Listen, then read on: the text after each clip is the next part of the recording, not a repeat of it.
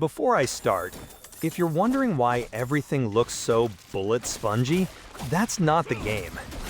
I might have naively put the game on expert a little too soon. With that in mind, let's talk about Diablo IV and everything that's changed since launch. I'm trying to put everything as clearly as possible in one video to help you decide if it's worth diving back in. Quite a lot has changed since launch. If I missed anything important, please add it in the comments so we can make this overview as complete as possible. Your help would be highly appreciated. Of course, I'm skipping seasonal content, battle passes, and cosmetics. This is only about permanent changes. You know, the ones I think you actually care about. When Diablo IV launched, a lot of things just didn't quite feel right.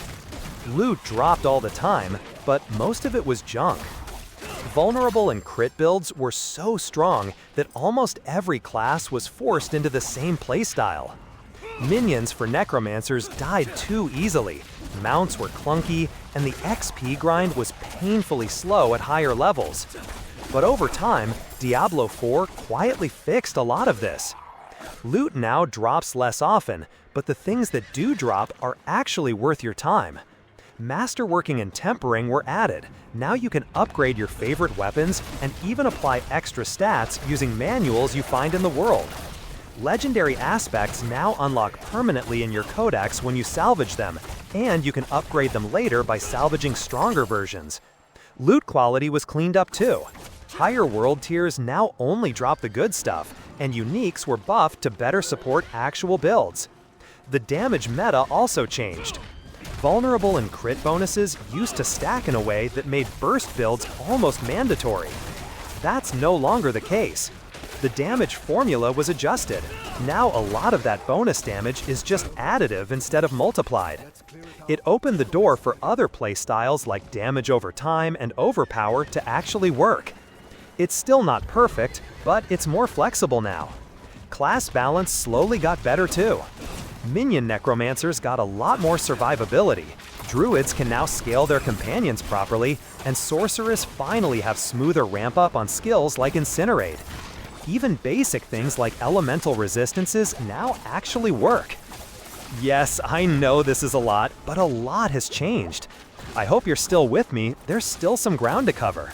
Let me know in the comments what you think about Diablo IV's changes since launch. Enemy behavior was cleaned up too. Teleporting monsters have longer cooldowns and don't spam as much. Frustrating affixes like freeze on death and knockback spam were removed or toned down. Bosses were adjusted to fit the new damage balance. And remember those fast grind dungeons everyone loved?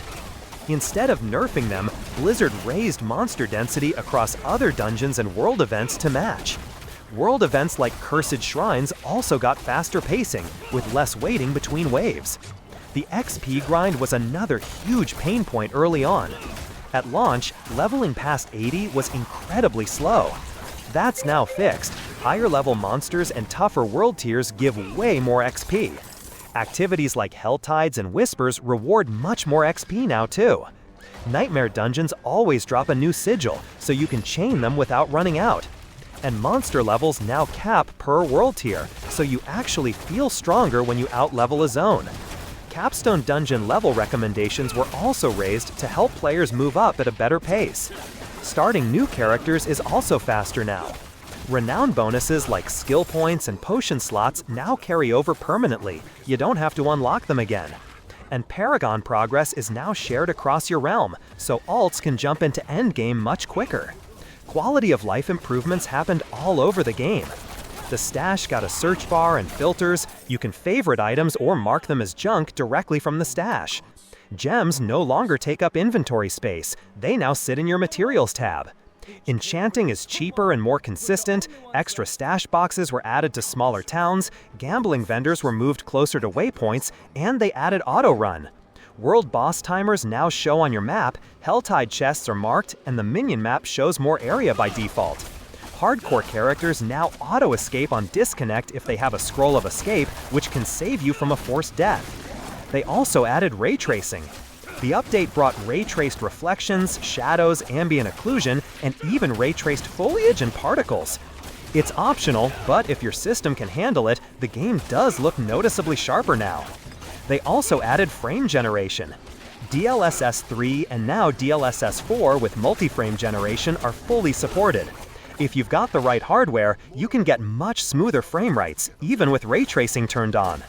Travel was cleaned up too. Mounts are faster and smoother now. The base speed was increased, you can break barricades by sprinting, and the mount cooldown is much shorter. On PC, you no longer need to click at the edge of the screen to keep top speed. It all feels less clunky now. Nightmare dungeons also got faster to access. You can teleport straight inside, enemies spawn closer to the entrance, and some frustrating affixes were removed or changed. Whispers now always drop loot for the slot you picked, and Helltide chests are easier to find with better rewards. And they finally added a party finder, so it's much easier to find groups for dungeons, Helltides, and boss fights. Then there's the expansion, Vessel of Hatred. It's paid content, and it picks up the story right after the base game. It adds around 12 to 14 hours of new campaign story content. No additional permanent story content was added in updates outside the expansion. You'll venture into the jungle region of Nahantu with new towns, enemies, and dungeons. The Spiritborn class was added, a fast, spirit-based fighter. The expansion also introduced mercenaries you can recruit and level, and brought back runewords. The difficulty system changed too. World tiers were replaced by 4 base difficulties up to level 60, and then Torment 1 to 4 for endgame progression. These higher Torment levels add environmental curses for extra challenge. There's also a new co-op dungeon called the Dark Citadel, which is built to be played with a full party.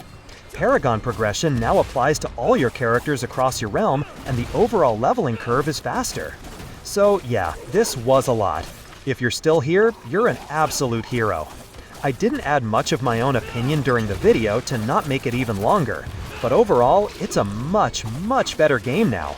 I'm kind of jealous of the people who can start now.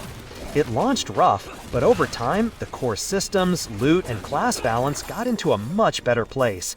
The grind is less of a wall, builds have more room to grow, and the game is generally easier to navigate. If this was helpful, you know what to do. Regardless, thank you so much for watching, and I hope to see you in the next one.